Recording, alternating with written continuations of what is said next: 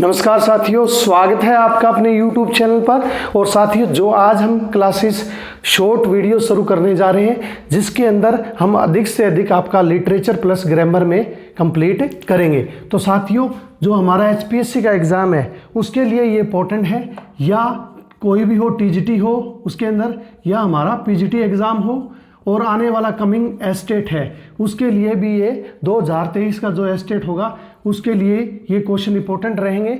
इसके अलावा जो भी एग्ज़ाम है हमारा HSC का होता है, जिसके अंदर टीचिंग का कोई एग्ज़ाम है इंग्लिश से संबंधित, तो उसके अंदर ये जो मैं करवाने जा रहा हूँ वो काफ़ी इंपॉर्टेंस रखता है। तो साथियों, इन सभी टीचिंग एग्ज़ाम के लिए जो आपको लिटरेचर का मैं बेसिक करा रहा हूँ वो इम्पोर्टेंट रहेगा। तो आज साथियों हम करने जा रहे हैं जेन ऑस्टिन। जेन ऑस्टिन के बारे में पढ़ेंगे।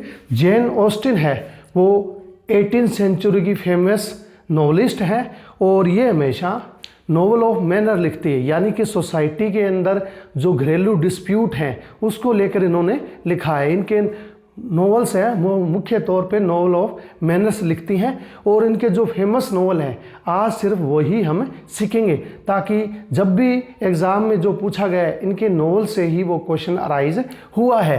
तो इनका जन्म है 1775 में। She was born in 1775 and died in 1817। या और इनकी मृत्यु इंग्लैंड के अंदर नॉर्थन हेमिस्फीयर में, इंग्लैंड में इनका जन्म हुआ 1775 में, और मृत्यु इनकी 1817 में हुई। और इनके जो भी नॉवल वर्क है वो अर्ली 19th सेंचुरी में लिखे गए, यानी कि 18वीं शताब्दी में इनके वर्क है वो लिखे गए। तो जो इनके वर्क थे साथियों वो जानते हैं। वो ऐसे तो याद रखना थोड़ा मुश्किल हो जाता है साथियों, तो आपको एक छोटा सा निमोनिक है जिसको याद रखने के बाद ये सब आपको ईजिली रह जाएगा याद। जैसे हम यहाँ ले लेते हैं SPMEN,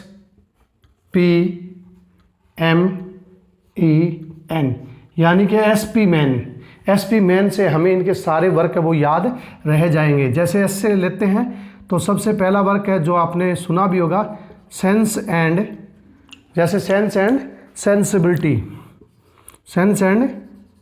सेंसिबिलिटी। ये सबसे पहला वर्क था जो जेन ऑस्टिन का था, और 1811 के अंदर ये वर्क पब्लिश हुआ था, यानी कि early of the 18th century. उसके बाद इनका सेकंड वर्क था प्राइड एंड प्रूडाइस,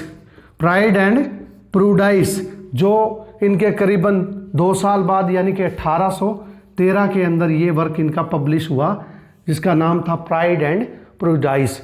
उसके बाद उनका हुआ मैंसफील्ड पार्क भी इन्हीं का एक वर्क है, मैंसफील्ड पार्क, जो 1814 के अंदर पब्लिश हुआ। यानी कि पहले 1811 में सेंसिबिलिटी, प्राइड एंड प्रेजुडिस 1813 में, और 1814 में मैंसफील्ड पार्क।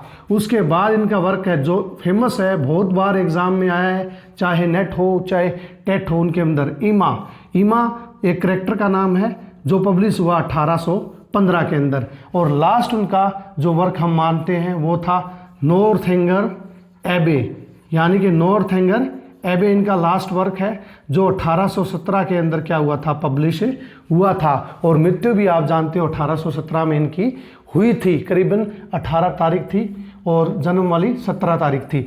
और इसके अलावा इनका लास्ट नॉवल एक और भी मानते हैं जिसको हम परसेशियन के नाम से जानते हैं, यानी कि परसेशियन ऐसा नॉवल था जो इनकी मृत्यु से कुछ समय पहले ही लिखा गया था। लेकिन मोटे तौर पर इनके ये नॉवल हैं जो इनको हम याद कर सकते हैं SP मैन से। जैसे S का मतलब सेंस एंड सेंसिबिलिटी, P का मतलब प्राइड एंड प्रेजुडिस, M का मतलब मैंसफील्ड पार्क, और E का मतलब एमा, और N का मतलब नॉर्थएंगर एबे।